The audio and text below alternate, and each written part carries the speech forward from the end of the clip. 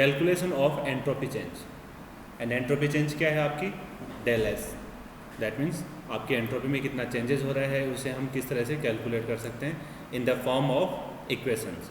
जो इक्वेशंस हम डिराइव करते थे डिफरेंट प्रोसेसेस के लिए, जैसे हमारी एंथैल्पी के लिए, इंटरनल एनर्जी के लिए, यू के लिए और एच के लिए, तो उन्हीं की तरह हम किस तरह से एंट्रोपी को डिनोट कर सकते हैं, किस तरह से हम एंट्रोपी को डिराइव कर सकते हैं। तो उसके लिए हमारे एक सिंपल से डेरिवेशंस हैं, वो डेरिवेशंस हम यहाँ पे करेंगे, उसके अकॉर्डिंग हमारा ये प्रोसेस है पूरा का पूरा कैलकुलेट कर सकते हैं। तो so now we can see that according to first law of thermodynamics हम लिख सकते हैं according to first law आपकी क्या होता है, del Q minus del W equals D U, जो कि आपके इंटरनल एनर्जी के इक्विवेलेंट होता है, दोनों का डिफरेंस। ये हमारी हो गई equation number 1। According to Clausius principle, Clausius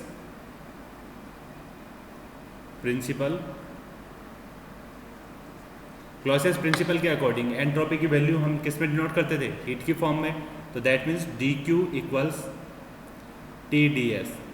और हम ये जो भी डेरिवेशन कर रहे हैं उसमें हमें ये ध्यान रखना है कि सारे के सारे हमें एज्यूम करने हैं इंटरनली रिवर्सिबल प्रोसेसेस के लिए, तो दैट मीन्स यहाँ पे हम यहाँ इक्विवेलेंट का साइन ले सकते हैं, तो that will be equation number 2। Then definition from the work done, that means PdV work, so work done will be, according to definition work done will be क्या होगा आपका, del W equals PdV। तो PdV जो work है वो आपका work done की form में आ गया, तो ये आपके हो गए इक्वेशन नंबर 3। अब हम अगर इक्वेशन 2 और 3 को सब्स्टिट्यूट कर देते हैं इनटू इक्वेशन नंबर 1, तो दैट मीन्स आपकी यहाँ पे Q की वैल्यू आपके पास है, यहाँ पे आपके पास dW की वैल्यू आपके पास है। ये दोनों वैल्यूज़ अगर आप यहाँ पे पुट करते हैं आपके इक्वेशन नंबर 1 में, then from equation number 1 putting values of del Q and del W, तो देन आपकी इंटरनल एनर्जी की फॉर्म क्या हो जाएगी, तो इसमें हो जाएगा आपका TdS instead of Q minus PdV equals DU। तो ये इक्वेशन आपकी हो गई, या इसे हम कन्वर्ट करें और सिंप्लीफाई लिखें तो आपकी क्या हो जाएगी, TdS इक्वल्स DU,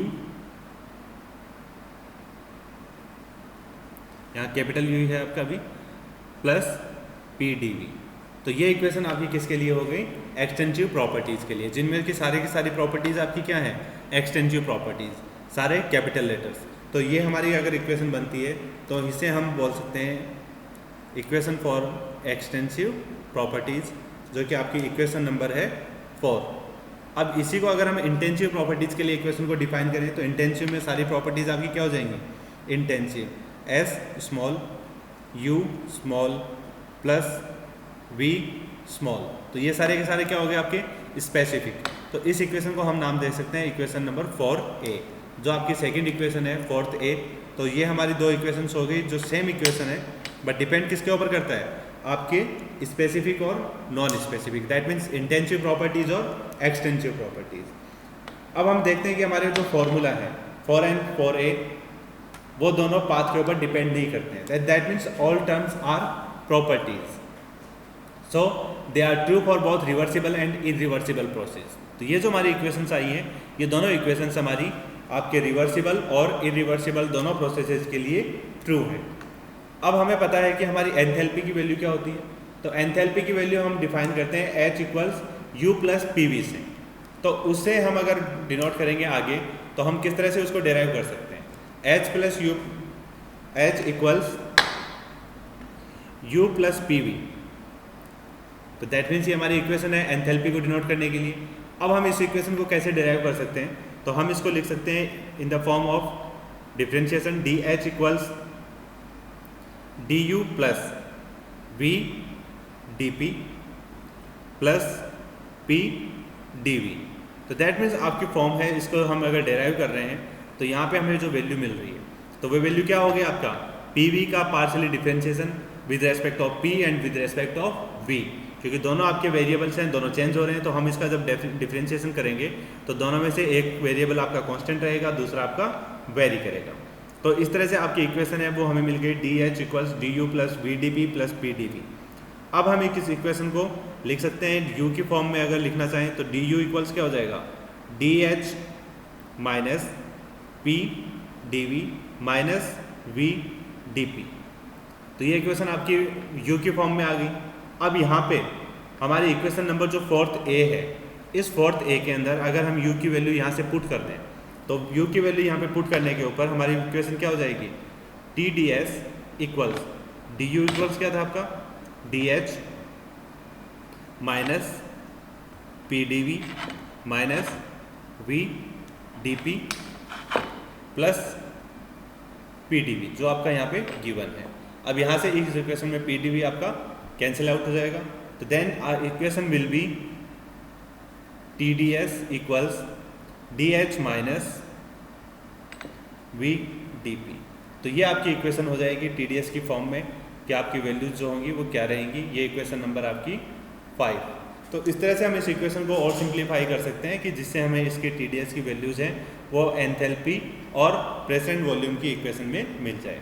तो ये आपके एंट्रोपी का रिलेशन हो गया एंथैल्पी के साथ, ये आपका एंट्रोपी का रिलेशन हो गया आपकी इंटरनल एनर्जी के साथ। तो अब हम इस इक्वेशन में और कौन कौन से रिलेशंस हैं वो फाइंड आउट कर सकते हैं। तो दैट मीन्स अब अगर हमारा इसी इक्वेशन को हम और सिंप्लीफाई करेंगे तो यहाँ पे हमारी जो टेम्परेचर की वैल्यू है उस टेम्परेचर की वैल्यू को हम यहाँ पे डिवाइड कर सकते हैं नेक्स्ट दूसरी साइड में। तो अगर दूसरी साइड में हम इसको डिवाइड करते हैं तो हमारे यहाँ पे एंट्रोपी की वैल्यू क्या बचेगी, DS equals DU upon T plus PDV upon T। तो ये इक्वेशन आपके हमारे किस में आ जाएगी, आपके in the form of internal energy.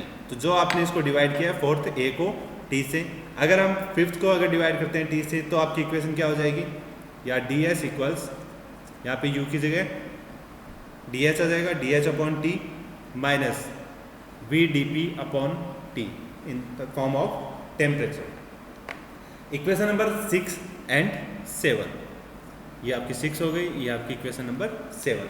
And 6 and 7 so that if you know the term on the right hand side you can find the entropy change in a process.